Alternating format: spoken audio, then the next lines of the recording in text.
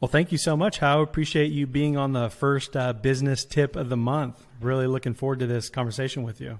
Yeah, absolutely. No, excited to get these kicked off and to start providing content to you guys and all of your listeners for business owners out there in the industry. Yeah, definitely. And before the pandemic, I think a lot of people in the pool service, part of the pool industry, were trying to figure out how to increase their rates and prices and all different things like that. And then the pandemic happened and we're all kind of scrambling, not knowing what to do. But there's been some opportunities where it's kind of a good time to increase those prices. And that's what we're going to talk about today. We have a few topics. These are going to be, short, bite-sized little takeaways for people to implement into their business. So we'll just kind of get started on that. And the first one, let's talk about striking while the iron is hot. What do you think about that? Yeah, to me, so I mean, at this point, we're out of scramble mode from the pandemic, right? We've seen how it's going to play out for our industry. For many of us, fortunately, it's been a net benefit. But at this point now, the fallout of the pandemic and supply chain issues and people issues that have risen from it is everything across the U.S. is getting more expensive. That's just the way things are shaping up in the economy right now. So as far as striking while the iron is hot, one thing that's key is all of our consumers are expecting things to get more expensive right now. And so we have this really rare and unusual window where we can raise prices and we're not going to get the kickback we may normally expect from our customers, because they're seeing in every other aspect, every other thing they're buying, prices are rising. So they expect that from us as well. So it's really key that right now, take advantage of that, because if you miss the window, if we get 3 months down the road, who knows if that opportunity is still going to exist. And if you have not raised your prices by that point, consumers might be souring. Their perception of price increases at that point might be very different than they are at this moment.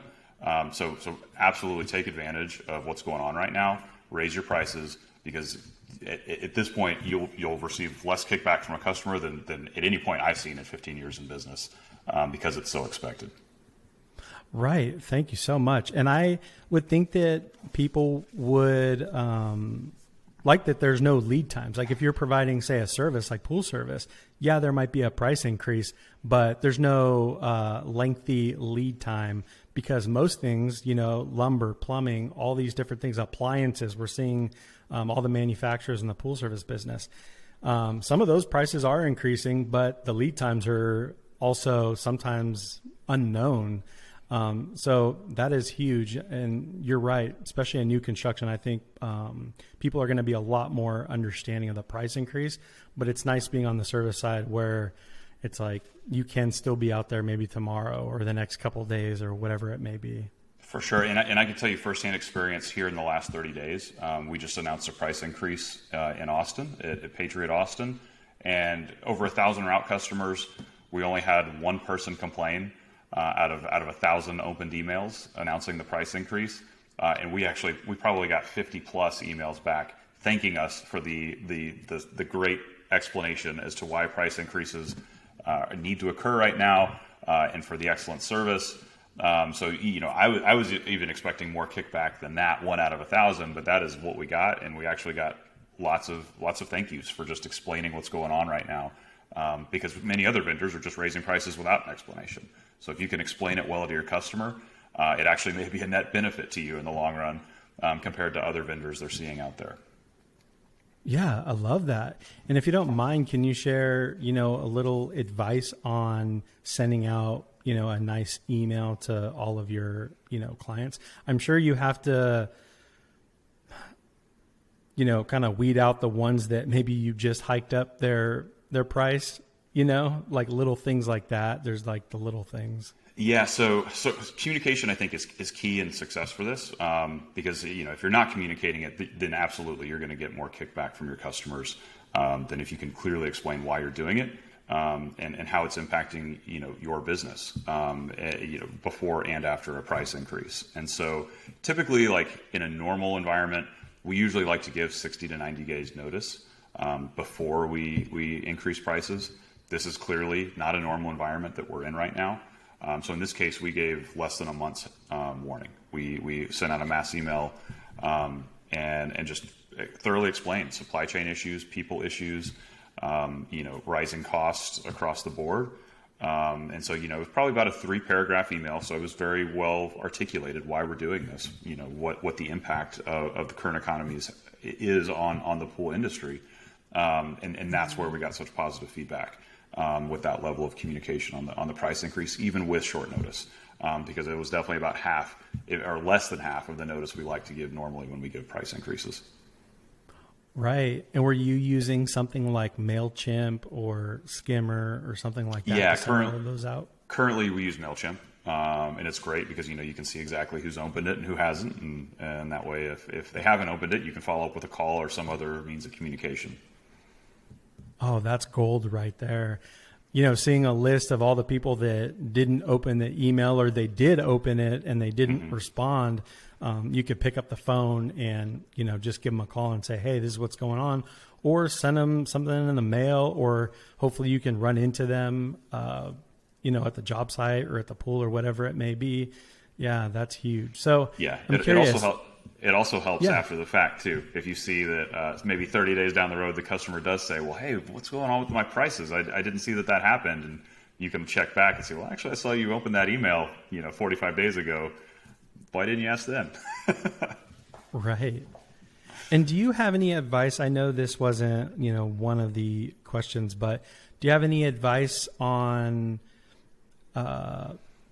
how much more people should be charging? So if you're charging, $100 a month and you want to increase that price, do you have any advice on, where you should go from there? Yeah, I think a lot of it is going to depend on your individual business, because you need to check and see what prices are impacting you from just your cost of doing business in terms of. So I mean, if you include chemicals and your chlorine cost has gone up 80%, you need to account for that properly, or else you're going to be losing money compared to what you were doing in years prior.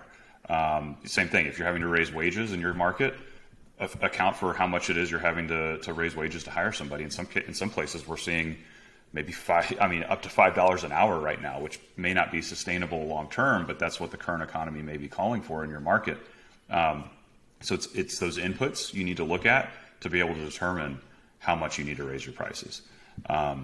Just throwing out a random number is not the solution here. Look at what things are costing you and account for that, raise accordingly. Where you're accounting for that cost and still maintaining the profit that you're trying to achieve to make running a business worth it. Right. No, that's awesome. And would you suggest people, letting them know that this is a thing, that, the prices could go up in the future? Maybe they could go down, maybe not say that, but, it's your opportunity to discuss pricing. Absolutely. And that's why we very clearly laid out in our communication to customers, here's exactly what we're seeing in terms of the cost of chemicals, how they're going up, how small the labor pool is right now, which is something, again, I haven't seen in 15 years in business, a labor pool this small, probably resulting from COVID unemployment. But so, accounting for the fact that with this smaller pool, we're having to pay people more. We're adding benefits to attract more talent into the employment pool, and all those things have cost. And for us to provide the level of service you've been used to, we need to absorb these costs, but then pass them along so that we can keep that quality where you expect it to be. Right. It seems like such a good time to highlight all the things you just said on your website or social media, where you have your team in uniform and maybe they're going through training and just all the different things that are going on, maybe some videos. I mean, your website, Patriot, is probably like one of the best I've ever seen. I mean, you guys nailed it. But when you see a website like that, if I'm a pool owner, I feel confident, in this company that they have the right people and, you're being responsible in every way. But this is definitely a good time where you're crafting that email of all those things to put in there in a price increase, but make sure that, you can do your best to be transparent, right, on all the platforms. And the labor issue that actually made me think of too. I mean, many companies that many peers I know in Austin and around the country, are at a point right now where they may not be accepting new customers because of how hard it is to find help at the moment. Again, justification for raising your prices, because it'd be better to weed out the people who aren't willing to pay a little bit more for your service than to spread yourself thin on customers who aren't willing to pay a premium for the service that you provide. And so, rather than maybe having to fire customers just by bumping your prices, you might actually organically see that customer attrition, but make more money in the end. Right. And one last thing, is this similar to the way you raise prices, say years back with Patriot Pools? I know you're kind of in a different situation now, but can you remember the first time you did price increases with Patriot? Yeah, I mean, early in business, I think that's one of the hardest things to get used to is asking people for money. I think all of us, when we branch off on our own, it's a real challenge to value ourselves properly and ask customers for that value. And so I know personally that's one thing I've gotten much better at the longer I've been in business, where asking somebody for $1 price increase might have given me a heart attack 15 years ago. At this point, we're asking for bigger increases than we ever have because we need to in this current economy, and it's just part of doing business. Yeah, that's great. And I'm sure you're a smart guy. So doing all that research, and I feel like it's not so difficult once you do your homework and you craft that perfect email with articles maybe, and you're just going above and beyond. Like you feel really good, like you've really earned it. If you're trying to get a price increase and you don't feel good about it because maybe you didn't put enough time into it, or you're just kind of, throwing paint at the wall and you're not even sure, like, I don't know, 120, how does that sound? If was it 100, have some real thought, going into all of those. For sure. And have, especially in a situation like this where some people might be uncomfortable asking for more money, or have fear that they're going to lose customers in the process, have multiple eyeballs look at it too. If you have an office manager, have them read it. If you have, a spouse, have them read it. If you have multiple people on staff in the office, have all of them read through it. I mean, the more eyeballs you can have look at the message, more than likely, sure, you will craft a tighter message to the customer, but it's also more than anything, in the sort of psychology of a business owner, going to help ease your anxiety if you're getting those stamps of approval before you hit send and blast all your customers asking them for more money. Love it. That's incredible. Well, thank you so much, Hal. So for the listeners that I don't know who wouldn't know about Hal Denbar, Patriot Pools, but can you just briefly, share who you are and where you're at now? Yeah, absolutely. So my name is Hal Denbar. I started Patriot Pool and Spa in Austin, Texas back in 2006. We have organically grown over the last 15 years to serve about 1,000 pools in the greater Austin, Texas area. But in December, I helped found a new company, National Pool Partners, which is a national pool service company operating across the Sun Belt. I sold Patriot to National Pool Partners as I moved into my new role in this new company in December.